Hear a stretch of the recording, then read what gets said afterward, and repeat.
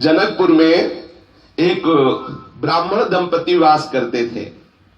ब्राह्मण बड़े विद्वान थे, क्योंकि परम ज्ञानी श्री जनक जी की नगरी, परम ज्ञानी, वहां का झाड़ू लगाने वाला भी ब्रह्म विद्या का उपदेश दे सकता है जनकपुर का, क्योंकि विदेह राज जनक की राजधानी, और बहुत ही हृदय के प्रेमी। ये दो भाव एक जगह नहीं मिलते, एक तो विशुद्ध ज्ञान और दूसरा भगवत प्रेम। ज्ञान भी और भगवत प्रेम भी जनकपुर में, ऐसे वो ब्राह्मण देवता थे।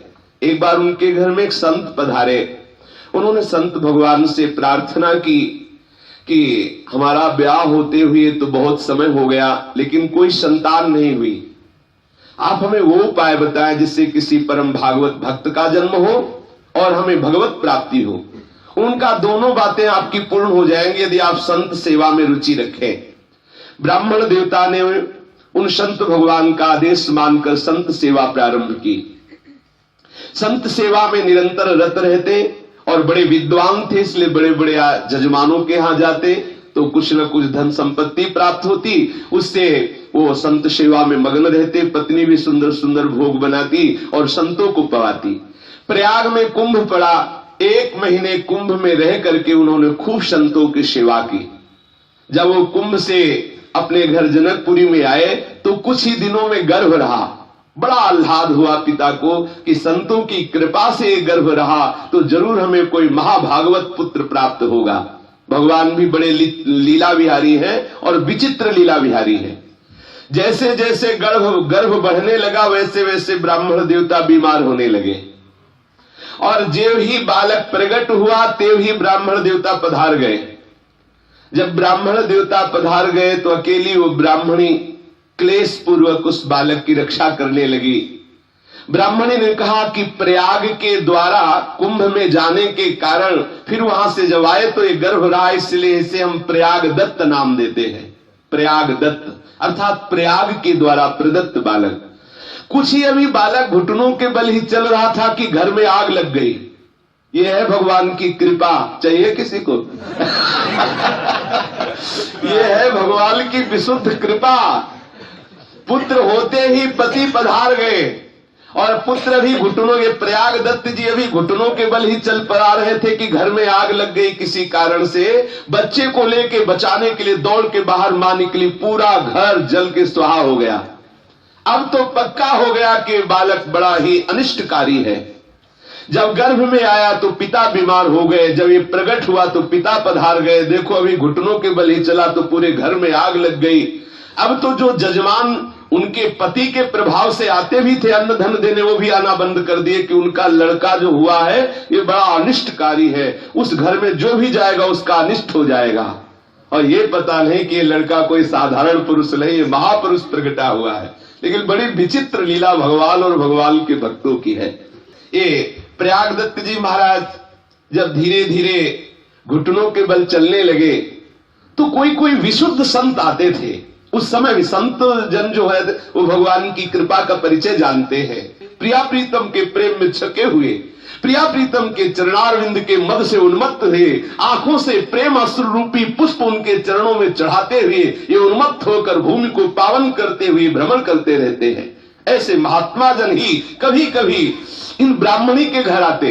हालत ये स्थिति हो गई कि ठीक से पेट भरने की भी व्यवस्था नहीं रह गई, क्योंकि वही छोटा सा बालक प्रयाग दत्त, कोई जजमान आते नहीं। पंडित जी तो प्रभावशाली थे, जिनके प्रभाव से धन संपत्ति जजमान लोग देते थे। बड़े कष्टपूर्ण जीवन बीतने लगा। किसी भी तरह वो मांग करके कैसे भी, कोई कोई उदार ऐसे थे कि दे देते थे, जिससे बच्चे का पोषण और अपना पोषण करते थे। भगवान श्री कृष्ण की अद्भुत महिमा वही भगवान श्री राम के रूप में है, कोई दूसरे नहीं है। एक दिन वो बालक अभी 8 वर्ष का ही हुआ होगा। ये मात्र 200 वर्ष पहले की बात है। ये कोई 1000-2000 वर्ष पहले की बात, ये 200 वर्ष पहले की घटना है। 200 वर्ष पहले की बात है। वो बालक अपने मित्रों के साथ खेल रहा था। अच्छा, कोई मित्र सहज में बनता नहीं था, क्योंकि घर वाले सिखा देते थे प्रयाग दत्त के साथ मत खेलना, वो बड़ा अनिष्टकारी है। जो उसका मित्र बनेगा हो सकता है उसकी भी हानि हो जाए। तो 2-4 बच्चे बड़े हे भाव से प्रयाग दत्त को देखते खेलते थे। एक दिन क्या हुआ कि एक बहन बुलाने आई किसी और भाई को और कहा, चलो तुम्हें आज पता नहीं राखी का त्योहार है। प्रयाग दत्त जी दूर से चुपचाप खड़े सुन रहे हैं, राखी का त्योहार है। तो प्रयाग दत्त ने सोचा है राखी का त्योहार क्या होता है। बहन हाथ पकड़ के ले गई और वो चुपचाप छुपे हुए गए, दरवाजे से झांक के देख रहे हैं कि बहन तिलक लगा रही, राखी बांध रही, मिठाई पवा रही, दुलार कर रही। ये भाग के घर आए और अपनी मां से कहा कि मां, क्या हमारे दीदी नहीं है क्या? सब भाइयों को आज राखी बांध रही उनकी दीदी, क्या हमारे जीजी नहीं है, हमारे दीदी नहीं है क्या? हमारे भाग्य से नहीं कि हमें कोई राखी बांधेगी। मां का हृदय भर आया कि वैसे ही हम गरीब हैं, इसकी सुख सुविधा नहीं कर पा रहे, और आज ये ऐसा प्रश्न कर दिया कि इसका क्या उत्तर। तत्काल ध्यान आया, क्योंकि सब जनकपुरवासी जो वयोवृद्ध होते हैं जानकी जी को अपनी बेटी मानते हैं, और जो नवयुवक होते हैं या नवयुवती होती है वो अपनी बहन मानती है। देखो पूज्य श्री भक्तमाली नारायण दास जी महाराज श्री जानकी जी को अपनी दीदी मानते थे, इसलिए उनको मामा जी कहते थे। ये अद्भुत मामा जी हैं जिनका हम नाम चर्चा कर रहे हैं, प्रयाग दत्त जी। प्रयाग दत्त से कहा कि बेटा तुमको किसने कह दिया कि तुम्हारे दीदी नहीं है? तुम तो ऐसी दीदी के भैया हो कि किसी की ऐसी दीदी नहीं है। तो उन्होंने कहा कि मां, तुम मेरी दीदी कभी हमको दिखाई नहीं दी, कभी तो आती ना, आप हमको फुसला रहे। नहीं बेटा, चूंकि हमारे जो दामाद है ना, तुम्हारे जो जीजा जी है ना, वो बहुत बड़े राजा हैं, बहुत उनको कार्य रहता है और दीदी उनकी सेवा में रहती, इसलिए वो आ नहीं पाते हैं। तुम्हारे जो जीजा है वो अयोध्या के बहुत बड़े राजा हैं, और तुम्हारी जो दीदी है ना वो उनकी समीपता के सुख में निमग्न रहती, इसलिए वो कभी आप नहीं पा रही, लेकिन तुम्हारी दीदी सबसे बड़ी दीदी है। बोले मां, मुझे दीदी के पास जाना है, देखना है हमारी दीदी कैसी है। हमारे जीजा का तुमने नाम क्या बताया? बोले वो चक्रवर्ती सम्राट, उनका श्री राम नाम है। बड़ा सुख मिला, अरे इतने बड़े हमारे जीजा, और हमारी दीदी का क्या नाम है? बोले जानकी जी नाम है। हृदय में अपार सुख मिला। एक कोमल हृदय वाला बालक स्वीकार कर लेता है कि हमारी दीदी जानकी जी और हमारे जीजा श्री राम जी। मां, मुझे अवधपुरी जाना है, अपने जीजा से अपनी जीजी से मिलना है, मुझे अपनी दीदी से राखी बंधवानी है। मां ने कहा थोड़ा सयाने हो जाओ, यहां से जनकपुर से प्राय अवध नगरी में जाते ही रहते हैं लोग, हम आपको उनके साथ भेज देंगे, लेकिन अभी 2-4 दिन में। बोले मां देखो मैं बड़ा हो गया, मुझे दीदी के पास भेज। जैसे नामदेव जी करते थे, नामदेव जी के नाना को कहीं जाना था तो जब सेवा में देखते तो कहते नाना जी हमको भी सेवा में, तो कहते देखो कभी ऐसा अवसर मिलेगा तो बताएंगे। उनको कहीं जाना था ना तो हम 2-3 दिन के लिए बाहर जाते, हम तुम्हें सेवा में रख देंगे, थोड़ा तुम बड़े हो जाओ। वो रोज सुबह उठ के जाते, बोले नाना जी देखो मैं आज बड़ा हो गया, आज मुझे सेवा में रखो। ऐसे ही 2-4 दिन बीतने पर कहते मां देखो मैं बड़ा हो गया, अब मुझे दीदी के पास जाने दो। मां उनको काफी समय तक टालती रही। एक दिन देखा कि वो बिरज गए, बालक ही तो थे, कैसे महाभाग। यही है संतों की कृपा का फल, यही है संतों की सेवा का फल। प्रयाग दत्त जी रोने लगे, नहीं खाऊंगा, नहीं पीऊंगा, जब तक मैं अपनी दीदी से नहीं मिलूंगा तब तक नहीं खाऊंगा, मुझे अपने दीदी से मिलना है। बलिहारी है ऐसे भाव की, ऐसे दृढ़ संबंध की। मां को विवश होना पड़ा। जनकपुरी में पता लगाया कि कुछ भगत लोग अवधपुरी जा रहे थे, उनको आत्मबल मिला कि अपने इस 8 वर्ष के बालक को उनके साथ कर देंगी तो सुरक्षित अयोध्या पहुंचा देंगे और कनक भवन में सियाराम के दर्शन करा के पुनः लिवा लाएंगे। ऐसी भावना से उन्होंने कहा देखो बेटा, जब हमें तुम्हें भेजना ही है दीदी के पास तो 1-2 दिन और रुक जाओ, हम कोई व्यवस्था कर ले, क्योंकि बेटी के यहां जब जाया जाता है तो कुछ न कुछ दिया जाता है। प्रभु प्रेम को ही पाते हैं। ये जो अंदर से भाव उठ रहा है ना कि हमें अपने प्रभु को कुछ पवाना है, इसी भाव के अधीन हो जाते हैं प्रभु। अब वो बेचारी गरीब ब्राह्मणी, ना रुपया न पैसा न कुछ, दूसरे के घरों में जाती और कहती कि हमें कुछ चावल दे दीजिए, हमें चावल की आवश्यकता है। वैसे ही जाया करती तो प्राय लोग हटा देते या कोई दे देते, पर आज भगवत कृपा से कुछ अच्छे चावल मिल गए थोड़े से। वो चावल ला करके उनको पीस करके और उनमें कुछ मीठा मिला करके बनाया, जिसको कसार कहते हैं। जनकपुरी में उन मोदकों को कसार कहते हैं। चावल के पिसे हुए आटे को भून करके उसमें घी मिला करके मीठा मिला करके जो बनाया जाता है उसे कसार कहते हैं। कसार को एक कपड़े की पोटली में बांधा और प्रयागदत्त को दिया, थोड़े से सतुआ बनाए। प्रयागदत्त को, देखो ये तुम्हारी दीदी और जीजा के लिए है, और ये जो सतुआ है ना, तुम्हें जब भूख लगे तब तुम पा लेना। प्रयागदत्त तो इतने उन्मत्त हो रहे हैं कि हम अपनी दीदी से मिलेंगे, जीजा से मिले, बड़े उन्मत्त। जो कोई जनकपुरी के भक्त परिकर अवधपुरी जा रहे थे उनके साथ कर दिया। अब प्रयागदत्त को चैन कहां कि उनकी जैसी भावना से चले, वो तो अपनी भावना, उनको तो लग रहा था अगर हमारे पंखे हो तो अभी उड़ जाऊं, ऐसी व्याकुलता। उन्होंने सोचा कि हमें दीदी से मिलना है, पता नहीं कितने दिनों में पहुंचेंगे, उनका साथ छोड़ दिया वही पोटली कसार की, और बस दीदी के चिंतन में हमारी दीदी जानकी जी, हमारे जीजा जी राम जी कितनी जल्दी पहुंचू, बस भाग दौड़ना। जब थक जाते तो थोड़े सतुआ घोर करके पी लेते और फिर भागते।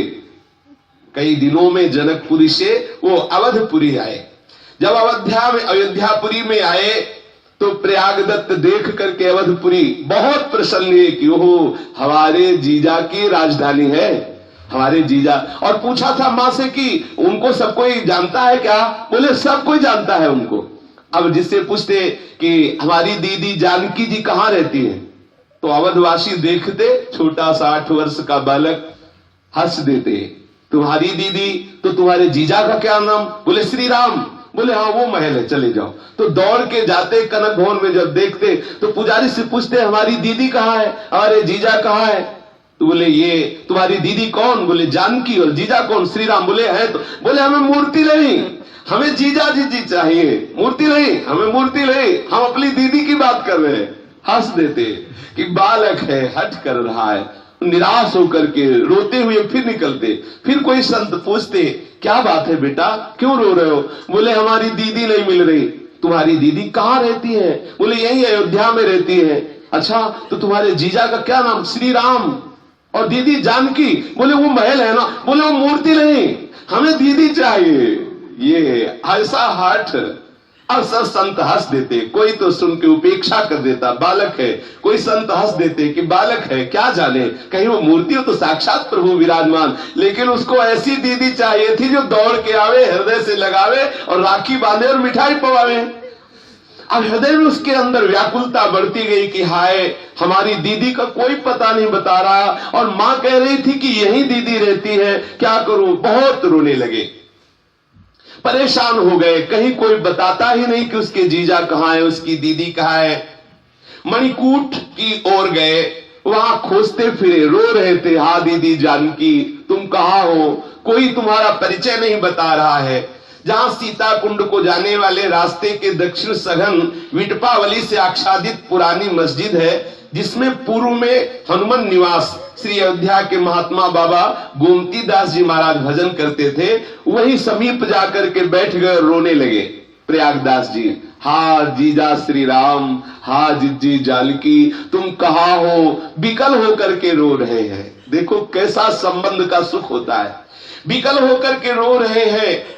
अब बहनोई जी को रिश्ते से खूब गालियां भी देख रहे कि देखो इतना ढूंढा, इतना पूछा, पता नहीं कहां छुपा हुआ बैठा है, हमारे सामने नहीं आ रहा, किसी को भेज नहीं रहा। और मां हमको कह रही थी अरे वो बहुत बड़े चक्रवर्ती सम्राट है, ऐसा कौन है जो उनको जानता नहीं? यहाँ तो कोई उनको नहीं जानता है, कोई नहीं बता रहा कि हमारी दीदी कहाँ है, हमारे जीजा कहाँ है।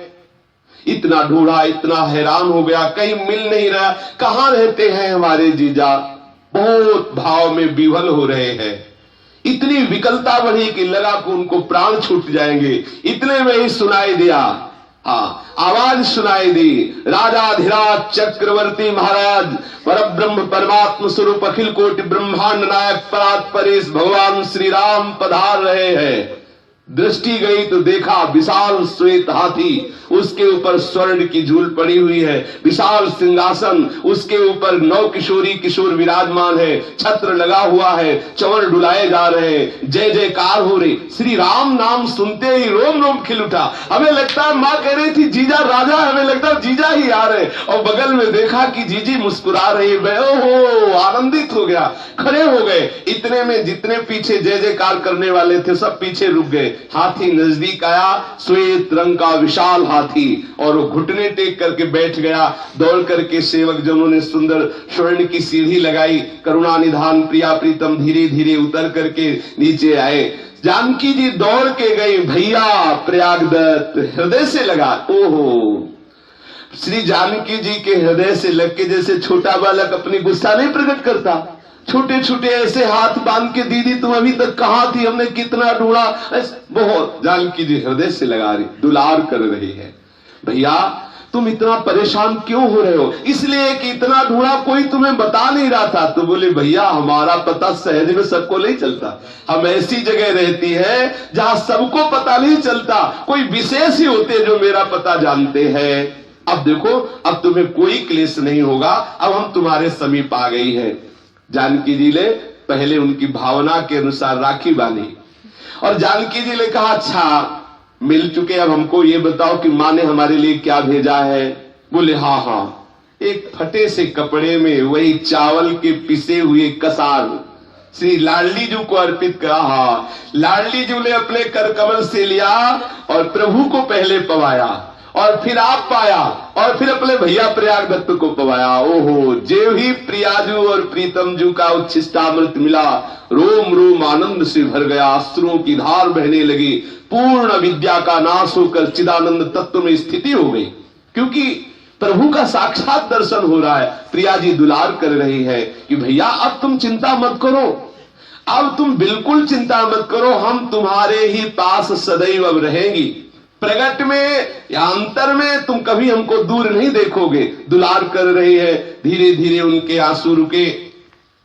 अब वो प्रयागदत्त जी मानो मन ही मन अपनी दीदी को देख करके कुछ बातें कर रहे हैं, और मन में सोच रहे हैं कि वो जो अन्य भाई थे उनकी दीदी ऐसी नहीं थी जैसी हमारी दीदी है, हमारी जैसी दीदी ऐसी तो किसी की दीदी नहीं। माँ ठीक कह रही थी, 9 किशोरी, ऐसा स्वरूप सौंदर्य कि जो प्रभु के भी माथे पे पसीना आ जाए, ऐसा सौंदर्य प्रियाजू का। जनकपुर में फूल की बगिया में, फूल बगिया में, पुष्प वाटिका में जब पहला दर्शन भगवान श्री राम जी ने जानकी जी का किया तो माथे पे पसीना आ गया सरकार के। ऐसी सौंदर्यता श्री जानकी जी की है। ऐसी सुंदर दीदी को देख करके बहुत आनंदित हो रहे हैं प्रयागदत्त जी।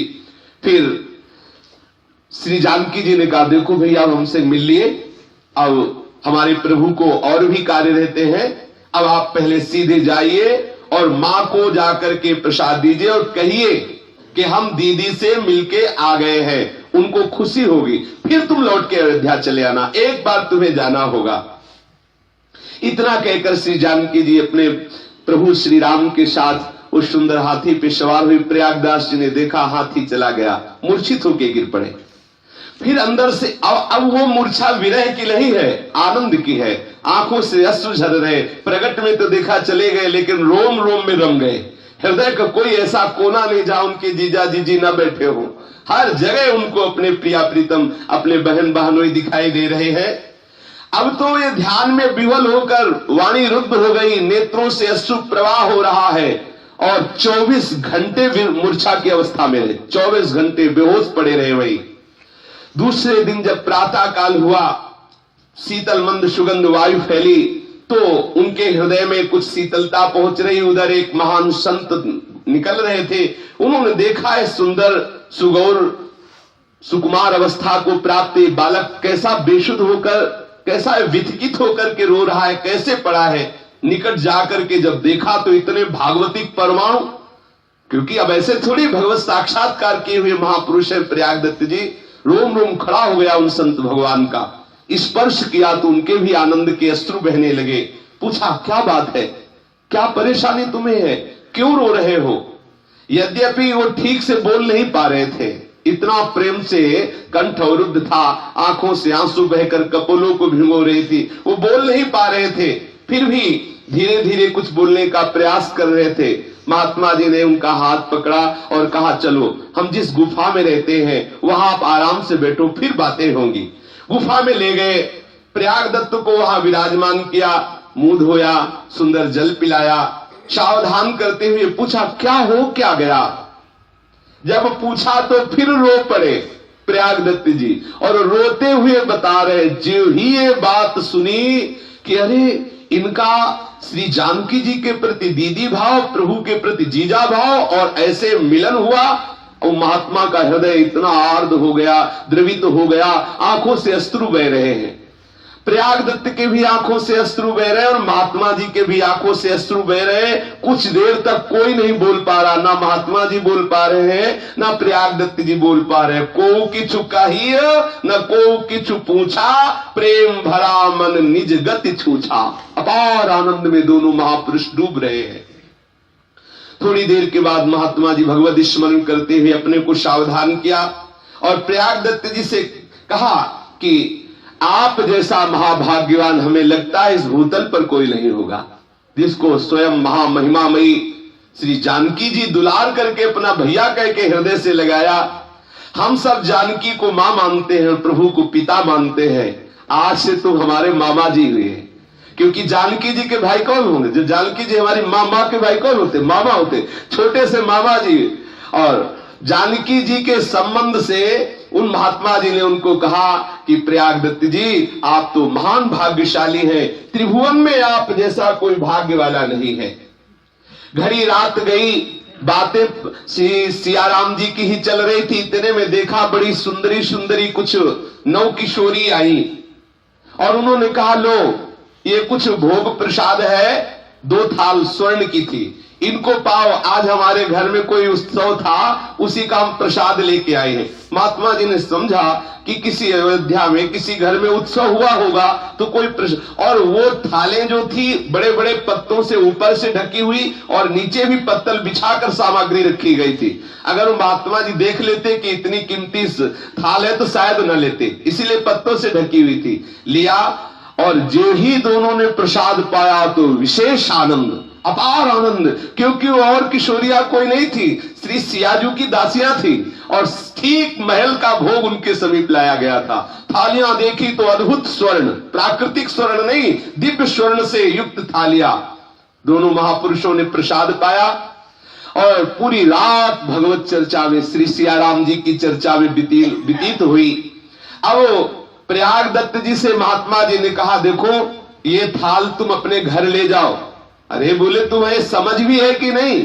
हमारी माँ हमको बहुत डांटेगी, हमारे यहाँ बेटी का कुछ नहीं लिया जाता, हमारे यहाँ बेटी का कुछ लिया नहीं जाता, बेटी को दिया जाता है। ठीक है हमारी माँ के पास गरीबी है नहीं कुछ, तो भी माँ हमें डांटेगी। ये थाल आप अपने पास रखो, हम घर नहीं ले जाएंगे।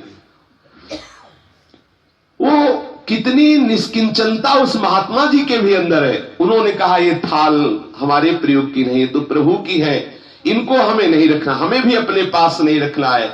महात्मा जी और मामा जी दोनों कितने निष्किंचन हैं कि उस दिव्य स्वर्ण की तरफ तनिक भी आकर्षण नहीं हुआ। सहृदय मामा जी और सहृदय महात्मा जी दोनों एक दूसरे के नेत्र में नेत्र मिलाए हुए थोड़ी देर डूबे रहे श्री प्रिया प्रीतम के चिंतन में, लोकोत्तर प्रेम का रसास्वादन कर रहे हैं। दोनों के शरीर दिव्य हो रहे हैं क्योंकि दिव्य प्रसाद पाया है। सारा श्रम दोनों का, जन्म जन्मांतरों का जो भटकने का था, खत्म हो चुका है। अपार आनंद में दोनों निमग्न हैं। प्रातः काल प्रयागदत्त जी विदा होने के लिए आगे प्रणाम किया महात्मा जी को। महात्मा जी ने मामा जी को हृदय से लगाया। वहां से प्रयागदत्त जी अंदर ही अंदर अपनी दीदी का चिंतन करते हुए, जीजा का चिंतन करते हुए प्रयागदत्त जी ने अयोध्या को प्रणाम किया और जनकपुरी की तरफ प्रस्थान किया। और महात्मा जी ने उन स्वर्ण की थालों को लेकर गणेश कुंड में डाल दिया कि हमको प्रभु का प्रेम चाहिए, ये प्रभु का वैभव नहीं चाहिए। अपनी दीदी और जीजा की भावना में मस्त प्रयागदास जी जनकपुरी पहुंचे।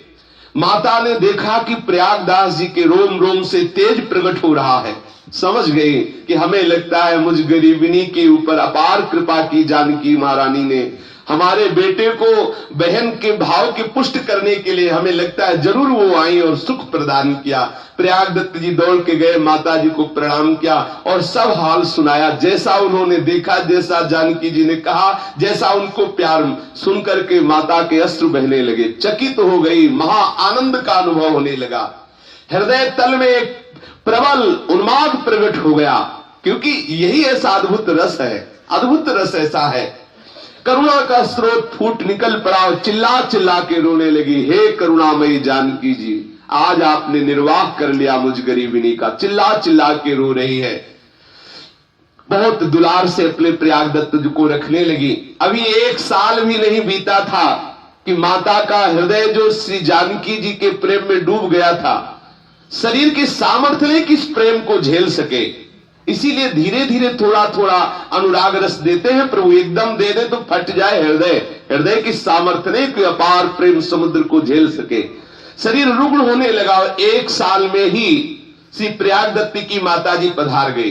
अब प्रयाग दत्त जी अकेले रह गए, घर में और कोई था नहीं।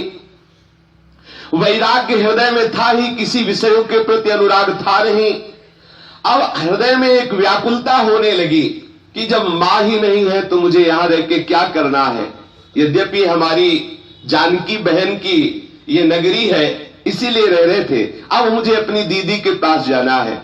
इतने में एक जमींदार ब्राह्मण थे, उन्होंने प्रयाग दत्त जी से कहा, तुम चिंता मत करो, बहुत ही सुंदर हमारी पुत्री है, हम अपनी पुत्री का ब्याह तुमसे कर देंगे और सारी संपत्ति तुम्हारे नाम कर देंगे।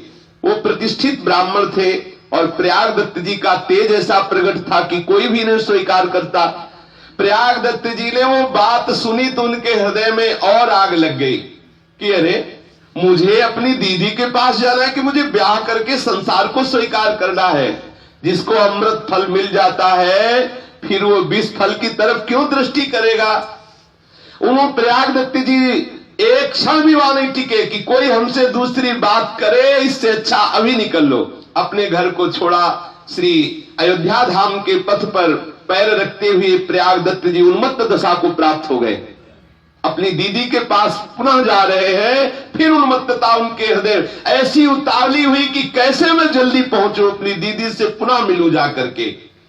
श्री सरयूजू में गए, स्नान किया और अद्भुतपुरी आनंद स्वरूप श्री अयोध्या नगरी की प्रदक्षिणा की, अयोध्या नगरी को साष्टांग प्रणाम किया, अयोध्या नगरी की धूल में अपने शरीर को धूसरित किया और एक एक गली में, एक एक महल के समीप देख रहे हैं कि पुनः हाथी पे सवार हुई हमारे जीजा जीजी कब आएंगे।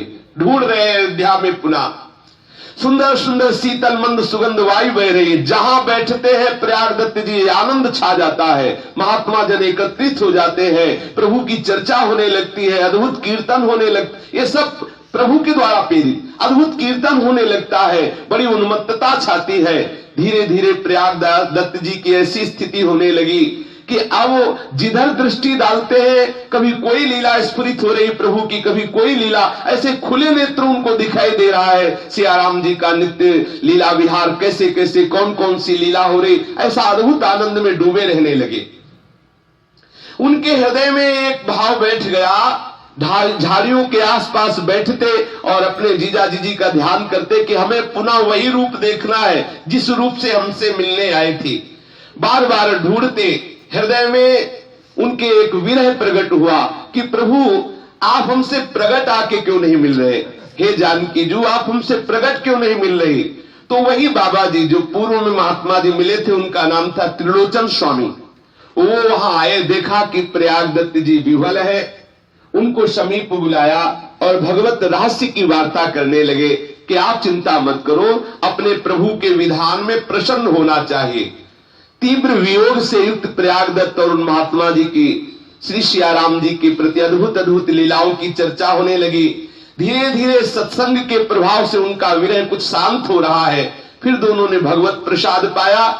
दूसरे दिन प्रातः काल प्रयाग दत्त जी श्री त्रिलोचन स्वामी जी के चरणों में लौट गए। त्रिलोचन स्वामी जी ने वात्सल्य पूर्वक उन्हें उठाया। महात्मा जी तो पहले से ही आकर्षित थे, जानते थे कि भगवत प्राप्त महापुरुष है। परम श्रद्धा से श्री प्रयागदत्त जी ने निवेदन किया कि प्रभु अब मुझे संसार मार्ग में कदम तो रखना नहीं है, अब मुझे वैराग्य की दीक्षा दीजिए और मैं वैराग्य से युक्त होकर निरंतर अपने बहन बहनोई का चिंतन करता हुआ इसी अवध धाम में जीवन व्यतीत करूंगा। महात्मा तो ढूंढते हैं कोई ऐसा महान शिष्य मिले जो भगवत अनुराग से युक्त हो। इनका हृदय खिल उठा त्रिलोचन स्वामी का, और उन्होंने अपने उमड़ते हुए दुलार से उनको वैराग्य की दीक्षा दी, अद्भुत प्रेम में मंत्र प्रदान किया, लंगोटी अचला प्रदान की। अब प्रयागदत्त जी से इनका नाम हो गया प्रयागदास जी। यद्यपि शिष्य भाव से थे, फिर भी वो भी महात्मा इनको मामा जी कहते थे, क्योंकि जानकी जी को सब प्राया माँ की भावना से कि सियाराम जी हमारे माता पिता है तो हमारी अम्मा के भाई मामा ही तो होंगे, तो इसीलिए सब इनको, अब जो भी महात्मा सुनता है इनकी महिमा तो इनको सब मामा जी कहते। अब पूरी अयोध्या में मामा जी, अब जो भी आता बोले मामा प्रयागदास जी।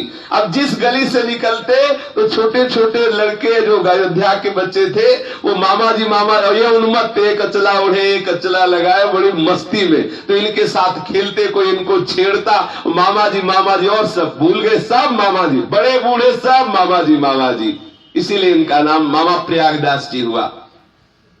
इनके हृदय के समस्त कमल खिल उठे थे, क्योंकि जिसके हृदय में ऐसा प्रभु से संबंध होता है, प्रभु का साक्षात दर्शन हो जाता है, अब उसको कुछ करना बाकी नहीं रहता। कुछ रात गए, प्रयागदास जी की दशा कुछ ऐसी चढ़ी कि वे सोते ही उठ पड़े और बीहर जंगल में जाकर घूमने लगे।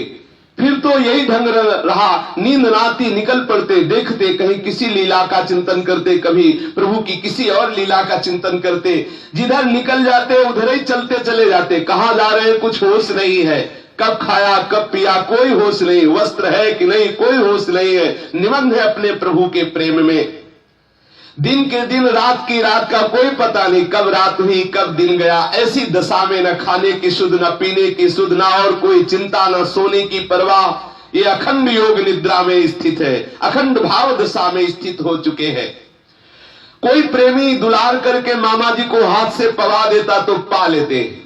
ऐसी परमहंस स्थिति थी कि इनको ये याद भी नहीं रहता कि हमें भोजन पाना है, जब कोई बहुत बार कहता इनके मुंह में कवल देता तो पा जाते। कुछ ऐसी स्थिति पूज्य राधा बाबा की भी देखी गई है। ऐसे कितने महापुरुष हुए जिनको भगवत प्रेम आवेश में शरीर की शुद्धि नहीं रहती थी।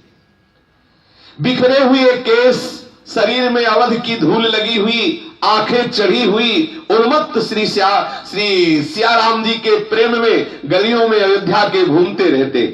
आसपास के जो ही देखते खड़े हो जाते और इनका सम्मान करते, क्योंकि अभी कोई विशेष अवस्था नहीं है, लेकिन विशेष स्थिति है इनके हृदय में। दिव्य देह और दिव्य भाव दोनों भी प्रयागदास जी के पास थे। उनका शरीर भी दिव्य हो गया था और उनका भाव भी दिव्य था। श्री हरि के प्रति जिसका ऐसा भाव होता है वो जगत का बंदनी हो जाता है, त्रिभुवन उसकी वंदना करता है। हृदय देश में जब प्रीतम बसा हो तो उसको देव देव कहते हैं। वही सर्वदेव में जिसके हृदय में प्रीतम विराजमान हो जाते हैं, प्रकट हो जाते हैं प्रभु। ऐसे उन्मत्त होकर प्रयागदास जी अयोध्या की गलियों में भ्रमण कर रहे थे। परमहंस प्रयागदास जी प्रेम पागल लोग के कौतूहल के विषय बनते जा रहे थे। कुछ मनचले लोग प्रयागदास जी के पीछे जाते, कोई अचला खींच रहा है, कोई कुछ छेड़ रहा है, ऐसे करते, और प्रयागदास जी बस मुस्कुरा देते। जो पहुंचे हुए जन थे वो तो जानते थे, और जो ऐसे साधारण जन थे वो उनको ऐसे छेड़ते, उनको परेशान करने की चेष्टा करते। लेकिन ऐसी उन्मत्तता प्रेम की थी कि इसका कोई प्रभाव उनके ऊपर न पड़ता। उनकी नशीली आंखों में एक विलक्षण चमत्कार था। कभी उनकी आंखों से आंसू बह रहे, कभी आंखें ऊर्ध्वगति आकाश की तरफ देख रही है। चाहे कोई कितना भी साधन कर ले, बिना संबंध के ऐसी स्थिति ले जाती। इसीलिए अपने वृंदावन धाम में इस संबंध की महिमा है कि आपका प्रभु से संबंध क्या है।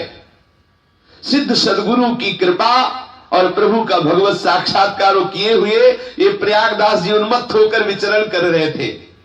एक बीहर स्थान को देखा तो भाव चढ़ गया कि हमारे जीजा जीजी को तो अवध के मालिक दशरथ जी ने वनवास दे दिया कैकेयी के कहने पर। अरे जीजा तो समर्थ है, हमारी जीजी इतनी सुकोमल नंगे पैरों। बड़ी व्याकुलता हुई कि अरे हमारे जीजा जीजी को नंगे पैरों से वन में टहलना पड़ रहा है।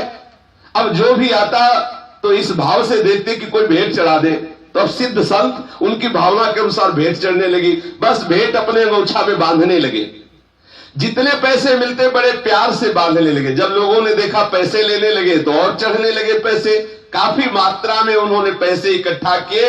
फिर उन्होंने 3 जोड़ी जूते बनवाए, 3 जोड़ी बढ़िया सुंदर जूते बनवाए, श्रृंगारित करके बढ़िया बढ़िया उनमें बूटे सजा करके सोने चांदी के ऐसे सुशोभित ऐसी पादुकाएं देखते ही सुख का अनुभव हो। 3 पादुकाओं की रचना करवाई, जितनी बढ़िया बन सकती थी उतनी बढ़िया बनवाई। फिर 3 सुंदर तोषक बनवाए और 3 सुंदर पलंग बनवाए, क्योंकि श्री लक्ष्मण जी और प्रभु श्री राम और उनकी बहन श्री जानकी जी तीनों वनवास में ना 3 जोड़ी जूते, 3 पलंग और 3 तकिया और गद्दा व्यवस्था की उस पैसों से।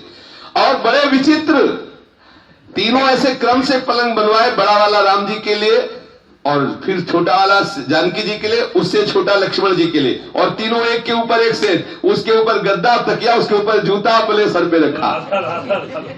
और कहां जा रहे हैं? चित्रकूट।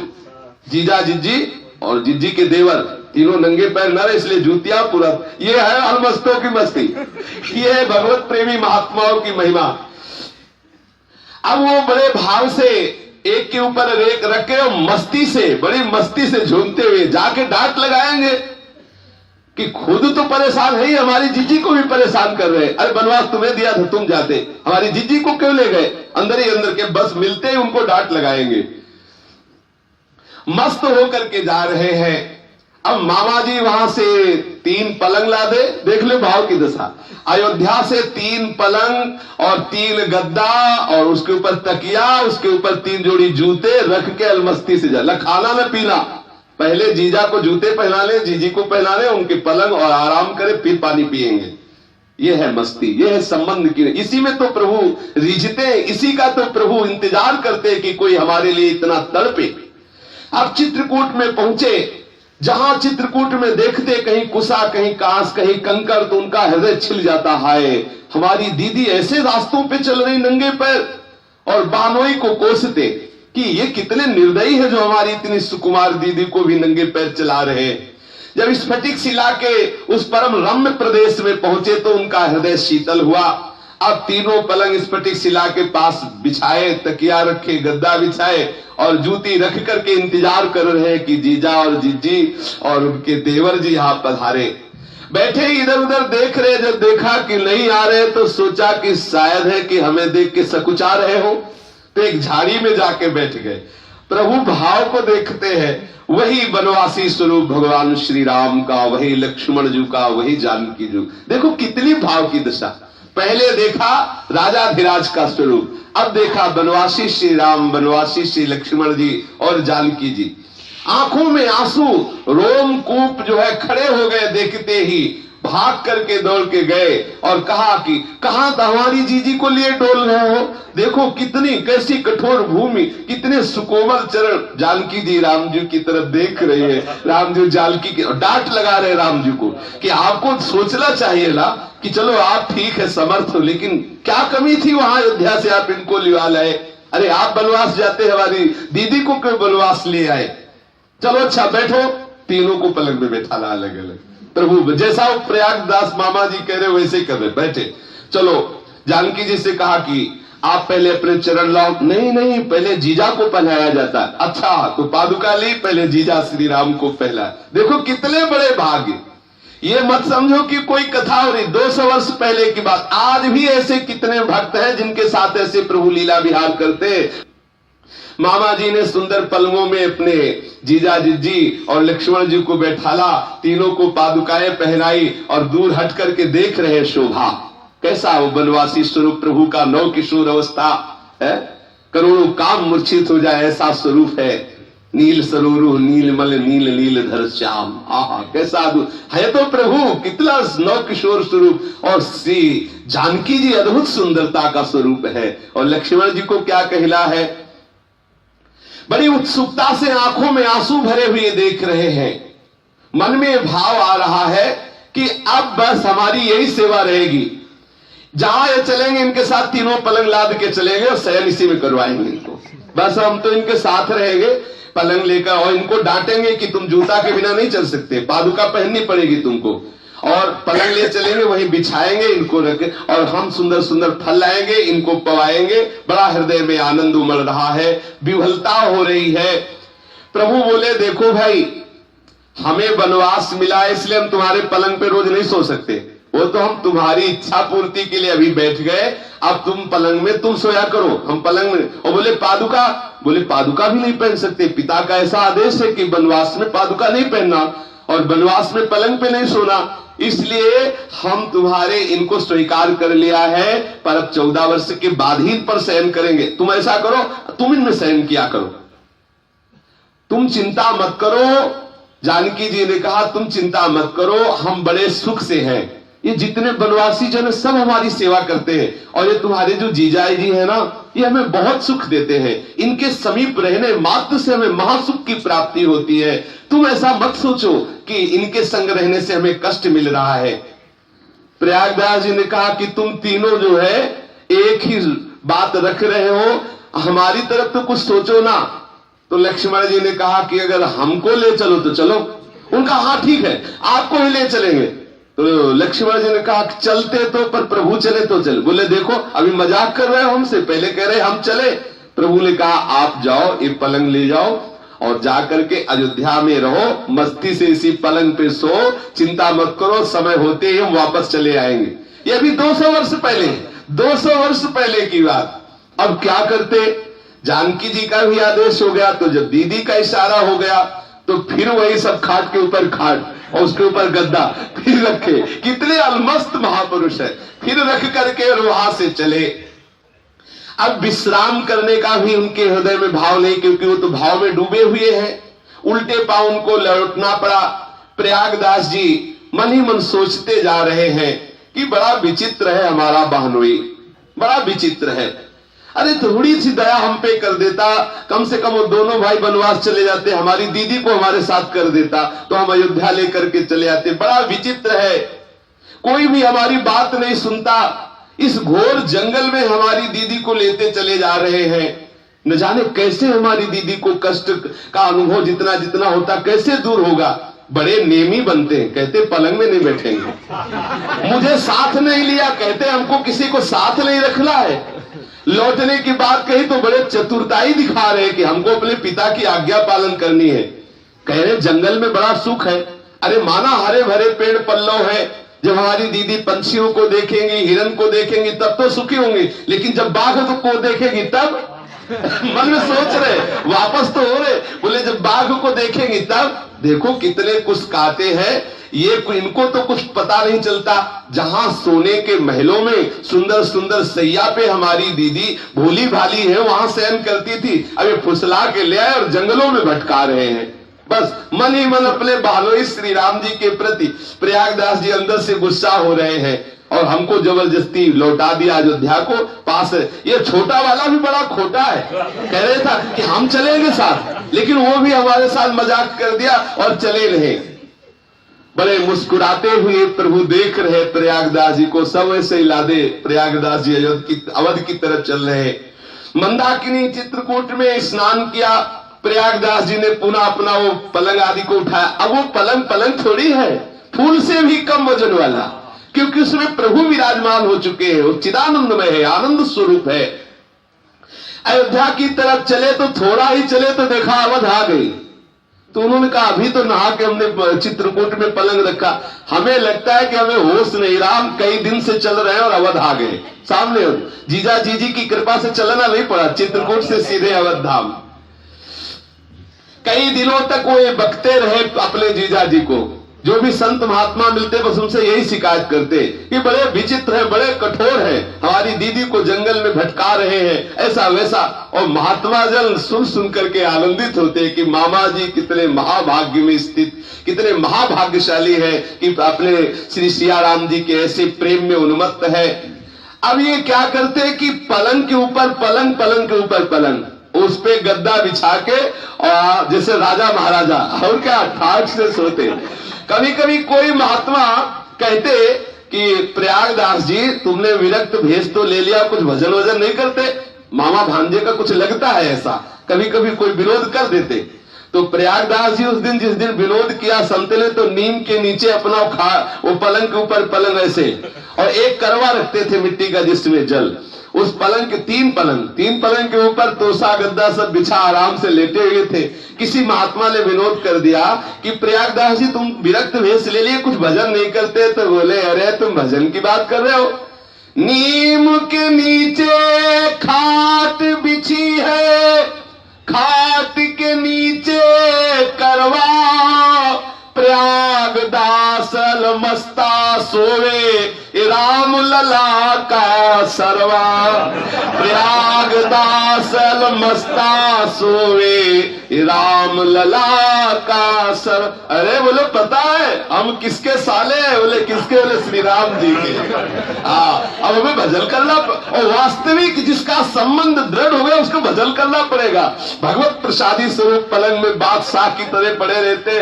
जब कोई बात करता है तो पता है हमारे जीजा चक्रवर्ती सम्राट श्री राम और हमारी बहन जानकी जी इसी ठसक में अयोध्या में पूरा आनंद मंगल करते हुए वो भगवान के नित्य साकेत धाम को गए और सदा सदा के लिए अपनी जीजा जी की सेवा में रत हो गए। श्री राधा वल्लभ लाल की।